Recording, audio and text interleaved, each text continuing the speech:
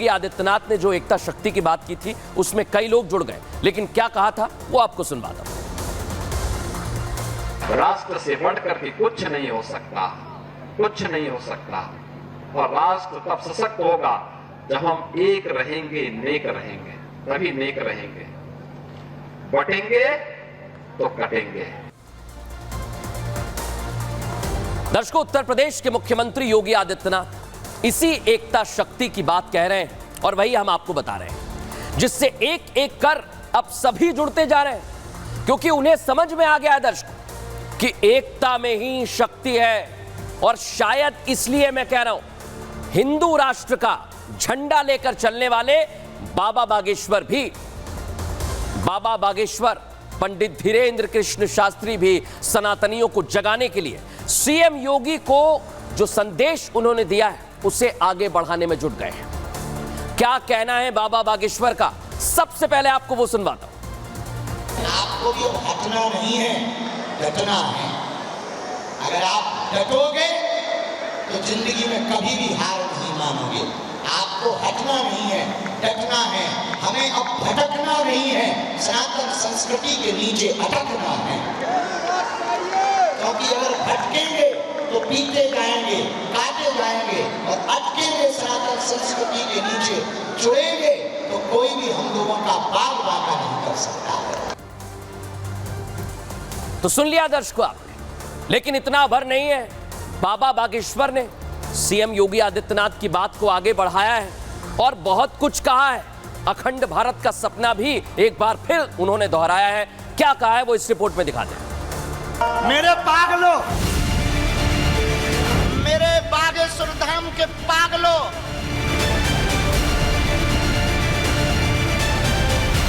तुम हमारा साथ दो, हम हिंदू राष्ट्र बनाएंगे। अपने इन्हीं सनातनी पागलों को जगाने के लिए एक बार फिर बाबा बागेश्वर यानी पंडित धीरेन्द्र कृष्ण शास्त्री ने हुंकार भरी।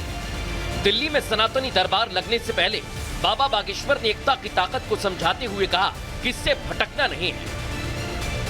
हमें अब भटकना नहीं है, सनातन संस्कृति के नीचे अटकना है। क्योंकि अगर भटकेंगे तो पीते जाएंगे, काटे जाएंगे, और अटकेंगे सनातन संस्कृति के नीचे, जुड़ेंगे तो कोई भी हम लोगों का बाग बाका नहीं कर सकता। हिंदू राष्ट्र और सनातन का झंडा लेकर चलने वाले लोगों में बाबा बागेश्वर सबसे पहले नंबर पर आते। हर बार जगह कोई भी हो, दरबार कोई सा भी हो, सनातनी पर्चा जरूर लिखते हैं। और जिस तरह देश को कुछ लोग बांटने की कोशिश में लगे हुए हैं, उनके मंसूबों को नाकाम करने के लिए बाबा बागेश्वर ने बंद मुट्ठी वाला संदेश भी दिया। जिस प्रकार पांचों उंगलियां एक होने पर मुट्ठी बन जाती है, मुष्टिक बन जाता है, बड़े बड़े पहलवान भी मुष्टिक के सामने टिक नहीं पाते, वैसे ही भैया हम सब हिंदू सनातनी भारतवासी अगर एक रहेंगे, नेपालवासी अगर एक रहेंगे, तो दुनिया की कोई भी ताकत हम लोगों का बाल बाका नहीं कर पाएगी। अखंड भारत का सपना पीएम मोदी ने देखा है और उसमें सहयोग बाबा बागेश्वर भी दे रहे हैं। मंच से बाबा ने भारत को शरीर तो नेपाल को आत्मा बता दिया। शरीर अगर भारत है तो आत्मा नेपाल है। भारत अगर राम है तो जानकी माता नेपाल है। नदी अगर भारत है तो नदी का जल नेपाल है। दोनों एक दूसरे से अलग नहीं है। जैसे सूर्य और सूर्य से सूर्य की रोशनी अलग नहीं है, वैसे ही भारत और नेपाल दोनों एक ही हैं। अपने तीखे बोल हिंदू राष्ट्र की मांग, लव जिहाद पर प्रहार करने को लेकर पंडित धीरेन्द्र शास्त्री विरोधियों के निशाने पर रहते हैं, लेकिन वो रुकने वाले नहीं।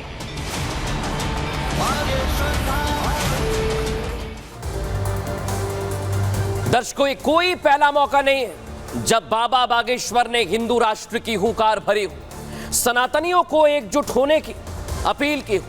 वक्त वक्त पर, समय समय पर ऐसा ही बोलते हैं। बाबा बागेश्वर पहले भी इस बात को दोहरा चुके हैं। आपको बता रहा हूं उन्होंने क्या क्या कहा है। आप लोगों को सीधा संदेश कई बार वो दे चुके हैं। क्या उनके संदेश हैं, देख लीजिए।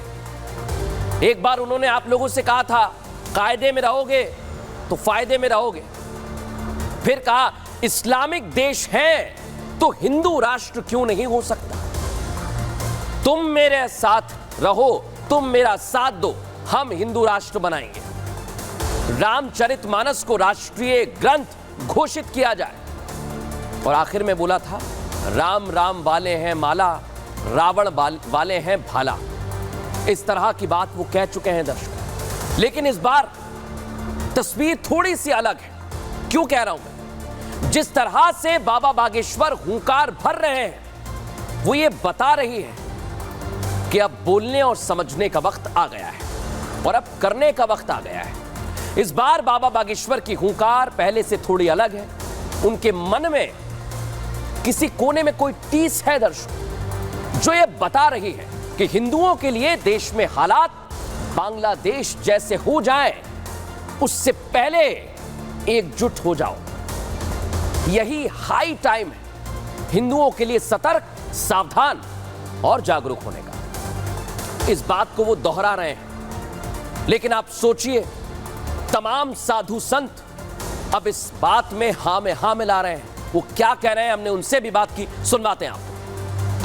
हमारे आप ही प्यारे भाई जो हमारे सनातन धर्म के, हिंदू धर्म के गौरव हैं। जय श्री राम, जय श्री राम। योगी जी ने भी कहा और धीरेन्द्र शास्त्री ने भी कहा है कि आपको भटकना नहीं है, आपको सनातन के साथ रहना है। समय आ रहा है और यही बता रहा है कि आपको सनातन को एकजुट होने की जरूरत है। दर्शकों, सुन लिया आपने। सनातन की एकजुटता का समर्थन सिर्फ साधु संत या सियासतदान नहीं कर रहे। देश में अब चारों तरफ सनातनियों को एकजुट करने की गूंज उठ रही है। इसमें अब बॉलीवुड की एंट्री हो गई है, चौंकिए मत। सिंगर कैलाश खेर ने भी लोगों से संगठित रहने की अपील कर दी। वो भी कह रहे हैं, लेकिन क्या, वो आपको सुनवाता हूं।